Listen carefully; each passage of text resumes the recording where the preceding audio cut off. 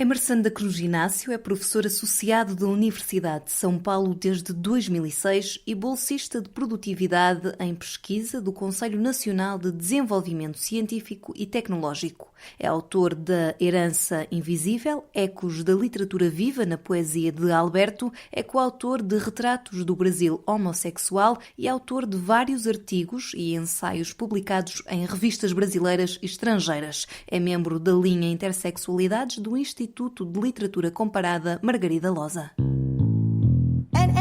Wathinta Bafazi, Wathinta Mbowoko, which means you strike a woman, you strike a rock. And that's what I grew up with. Nothing can stop me in this mission, in this campaign of education. Estão a ouvir Conversas de Género. Emerson, bem-vindo, como está? Estou bem. Vamos falar de literatura e sexualidade. Qual é o papel da literatura na construção do género? Bom, a gente pode sempre imaginar que, diferentemente de uma concepção muito do século XIX e que foi vigente no século XX até não faz muito tempo, né, a literatura era uma formadora. Nesse sentido, né, a literatura deveria veicular aqueles saberes assim, né, que as mulheres deveriam saber, deveriam, né, aprender a ser a esposa, aprender a ser a boa filha, a boa mãe, coisa do tipo. Quer dizer, aos homens também cabia, melhor dizendo, nessa apreensão do texto literário, retirar disso percepções sobre o que seria ser um homem com H grande, né, um homem no sentido mais da questão nobre, até que o termo nobre e honrosa que o termo assumia. Nessa virada dos anos 50, 60 para frente, né, esse papel da literatura muda. E aí a gente pode pensar num caráter deformador, né, num caráter deformador que a literatura passa a também cumprir. E nesse ponto aí, não é desensinar os maus hábitos, né, ou aqueles hábitos sedimentados que nós tínhamos, inclusive, sobre gênero. A Fada do Lar, visitada por tantos autores, né, e autoras, sendo substituído, por exemplo, por uma mulher que deseja para si liberdade, direito de ser, possibilidade de estar onde quiser. A gente vê muito isso, por exemplo, nas personagens de Clarice. Embora Clarice não tenha se assumido, não tenha feito seu outing, né, como autora de uma literatura de viés feminista ou de gênero, mas, em contrapartida, sempre trouxe personagens femininas que vão exercitando esse seu direito de liberdade, seu direito de ser, seu direito de sair das normas impostas por um modelo de família burguês. Nesse sentido, né, a relação da literatura com o gênero é meio de desestabilizar essas formações de gênero, de identidade, de sexualidade que nós comumente vemos. De certa maneira, mesmo aqueles textos mais clássicos, em que os papéis são muito definidos, as relações de gênero são muito definidas, são textos que, por exemplo, nos provocam a deslê-los, né? Ou lê-los a contrapelo, né? Ou lê-los a partir de um outro matiz. Então, e no caso do homem, qual é o papel do homem na literatura? Bom, e aí a gente pode pegar essa pergunta por vários caminhos, e aqui eu vou escolher alguns deles. Eu sempre faço em sala de aula, né? E eu gosto sempre de dizer que antes de ser um pesquisador, eu sou professor e vou ser sempre professor e gosto de ser professor, né? Não que as coisas se excluam, né? Mas eu sou um profissional de sala de aula, ou da sala de aula. Sempre pergunto aos meus alunos, quando começamos uns semestres, né? Quantos autores e quantas autoras de literatura. Aí vira uma confusão, né? Um brainstorm absurdo, por quê? E quando eu insisto no quesito e autoras, e faço essa ênfase no marcador de gênero, autoras. Maria Velha da Costa, da Portuguesa. Clarice.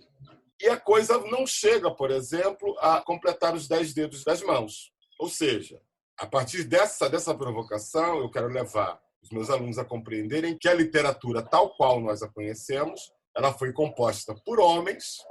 Durante boa parte da história da leitura, foi uma experiência dedicada aos homens, pensada para os homens, pelos homens, e para formar, e para, de certa maneira, confirmar determinados universos que eram só compartilháveis pelos homens. E é preciso não esquecer que muitos dos escritores homens eram, na realidade, pseudónimos de mulheres que escreviam como homens. No Brasil, por exemplo, numa situação como essa que você acaba de apresentar, Eu tenho um universo, sei lá, de umas 6 ou 7 autoras do romantismo brasileiro, autoras que assinavam como autores. Só foram agora, nos últimos 30, 40 anos, a partir do trabalho de umas colegas pesquisadoras da Universidade Federal de Santa Catarina, que foram, afinal, descobrir quem estava por trás desses pseudônimos. E aí sempre bom lembrar que, desde a literatura medieval, nós temos uma literatura feita para a formação masculina, né?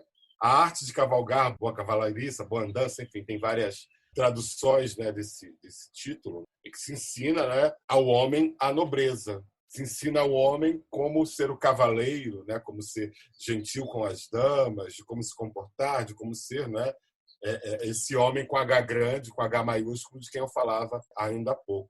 O grande problema disso tudo, né, que lendo a partir dos nossos pontos de vista contemporâneos, é que nós temos uma reafirmação de determinados valores muito identificados hoje com uma expressão que é muito comum, né, nas falas dos LGBTQ e das mulheres também, que é tão propagada a masculinidade tóxica, né? Que é um determinado modelo de masculinidade que está sempre solapando aquilo que não é o masculino, aquilo que não representa, que não conforma as concepções masculinas de mundo. E por falar nisso, existe alguma diferença na forma como se olha para um homossexual na literatura e a forma como é encarado esse mesmo homossexual num contexto social? Bom, eu acho que já houve muita diferença, né? Porque no campo da arte sempre nos foi permitido sermos os outros. E aí, esse outro olhado com exotismo, esse outro olhado com uma certa condescendência, esse espaço do homossexual, como o espaço também do negro, como o espaço das pessoas de outras nacionalidades, na literatura, em alguns casos, eram figuras até bem-vindas, o que se permitia a esses seres, né, a essas identidades, a esses indivíduos. Mas era quase um expoente de liberdade. Sim. Fora da literatura, a gente imaginar que, tanto em Portugal quanto no Brasil, nos últimos 20 anos, que nós fomos ter leis que efetivamente passaram a garantir às pessoas LGBT algum tipo de proteção. Então, sempre houve uma espécie de ruptura, de desfazimento entre aquilo que o universo estético efetivamente representava, e muitas vezes esse universo estético também representava a homofobia, também representava a lesbofobia, a transfobia, coisa e tal, e o outro universo, que era o universo do real, onde as pessoas sequer poderiam aparecer ou se colocar como tal. Há um episódio português muito interessante, né, lá da anos 20, né, que é a queima dos livros, né, aí em Portugal, ali em 1922, 1923, a Liga dos Estudantes, encabeçada por Marcelo Caetano, dentre outras pessoas, que vai fazer uma espécie de patrulha pelas grandes livrarias, tanto de Lisboa quanto do Porto, porque sabia que na Lelo, nas livrarias de Lisboa, etc., eram lugares também de encontro de pessoas homossexuais, sobretudo homens. E, a partir daí, é feita uma espécie de índex de todos os autores e autoras gays, e os livros vão todos, gays e feministas também à altura, né? E os livros vão todos sendo deitados às fogueiras que vão sendo realizadas em praça pública por essa Liga dos Estudantes, de onde se presume que nem no campo estético, em determinados momentos, as experiências de diferença foram admitidas. Então precisamos de redesenhar o corpo na literatura? Precisamos. Sobretudo porque a literatura sempre foi o reflexo mais perfeito, né, do corpo que pensa. E esse corpo que pensa é o corpo do intelecto, é o corpo desprovido da sexualidade, também é o corpo desprovido de raça, também um corpo desprovido de prazer. E na medida em que a literatura, sobretudo a mais contemporânea, dos últimos 40, 50 anos para cá, vai dando, digamos assim, espaço para um corpo que sente, ela vai também tirando dos formatos esse corpo encapsulado, não é? Ou, para usar uma expressão de uma poeta portuguesa, da Luísa Neto Jorge, né? Tirar o corpo do estado de sítio, né? Os corpos sitiados, que também é um verso de um poeta do Porto, do Eugênio de Andrade. Permitir ao corpo sair do seu estado de sítio, do seu estado de cápsula, do seu estado de compartimentalização. Eu acho que cabe também aos leitores, porque a gente também joga o peso todo no texto literário, mas cabe aos leitores procederem a essa atitude, né, de permitir que esse corpo que se representado pela literatura insurja também no real. que não seja um corpo que pertence apenas à ficção, que pertence apenas ao campo estético, enfim. Que literatura aconselha a quem vai ouvir este podcast para começar precisamente, se quisermos, por essa desconstrução de um corpo antigo e começar a construir um novo?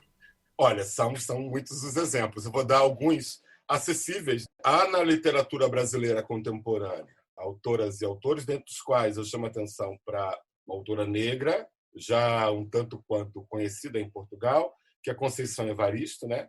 Que é esse lugar do corpo feminino negro, né? Esse corpo dupla, tripla, quadruplamente marcado pela diferença.